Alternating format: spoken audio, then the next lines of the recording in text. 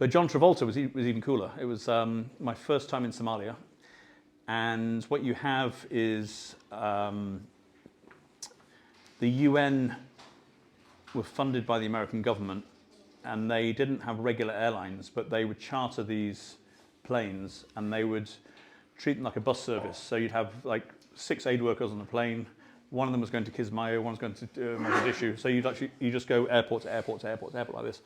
So I'm on this plane. I've got the buzz. I'm going to live in Somalia. This is like, wow, this is going to be amazing. And we get on this plane, and I'm told this is the poshest plane in the whole fleet because it has a toilet on board. And it used to be John Travolta's, but he sold it. And so it had the sideways seats and everything. So I'm like, how cool is this? I mean, John Travolta's private jet flying over Somalia. And they had like even had a waitress, a stewardess who was giving snacks and stuff.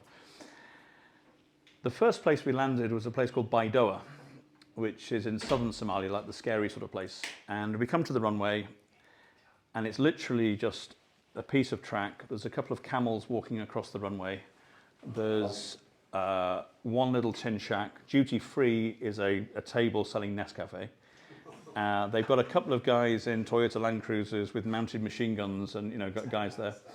And then they have these 200 litre oil drums, and they would just push those, and then somebody would suck the fuel, and that's how they would refuel the plane. It was really, really primitive. So that was all fine. That was an experience. We got back in the plane, and we have an hour to go to Hargeisa, where I'm going to. And I look out of the plane, and there's smoke coming out of the wing, and I'm like, that doesn't look good. So I say to the stewardess, "There's smoke coming out," and she's like, she closes the curtain, and says, "Don't say anything." That's okay. And then we come back to Baidoa, and you still got the guys with the mounted machine guns, the camels, and everything else. And they said, "Oh, there's a problem with the plane. We'll have another one tomorrow morning at 11 o'clock." And I said, "That's okay. So what happens now?" And they said, "Well, we are a point-to-point airline. We don't provide accommodation or anything else. You bought your ticket. These are the conditions." I was like, "So what? So we have to stand here in Baidoa, like with a guy with a machine gun at the end of the runway?" And they were like, "Sorry, that's your problem, not ours." So I was like, "Okay." And thankfully, there was one of the aid workers on the plane worked for World Food Programme, and they had an office and a compound. So I think about 8 of us got into a Land Cruiser. Nobody wanted to be left behind. We were just like on top of each other like this. And we got to this compound, and I'm full of this adrenaline. There was a sign in 1983, the Baidoa cholera camp. It looked like Arbeit macht frei in Auschwitz stuff. It was a really kind of spooky place. And we got into this compound, and they were watching India versus Pakistan cricket on satellite TV, chilled beers, everything. It was like a total normal world, And then after about an hour, I was like, man, I'm in southern Somalia. How cool is this? Wouldn't it be cool to go for a walk around southern Somalia? What's the worst that could happen? So I decided to take all my money, passport, leave it all with them, and I went out with nothing to steal.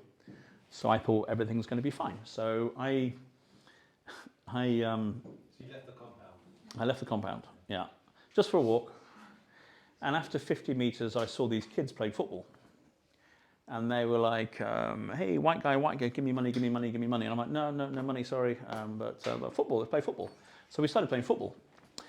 And I was like the point guy, so they were kicking to me as the white guy, and I was kicking it around and stuff, and we were having a lot of fun.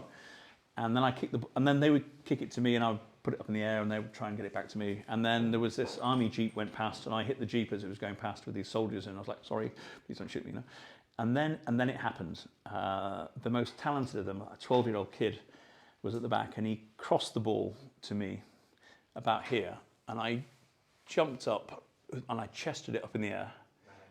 Yeah, and then it was coming down, and then I volleyed it straight back to him, like total midair. I mean, like the most athletic thing I've ever done. And then I landed on my ankle like that, and I was in absolute agony, and there was a bit of blood, and I was just covered, and I was like, my God.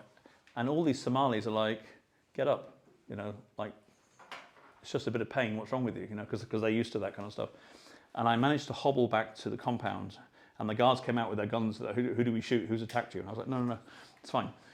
And then the guard sort of made this this sort of movement. It was like this, like chopping. And I was like, and then he said he had basically he said, I have a razor blade, and I'll stop to release the pain, the fluids and stuff.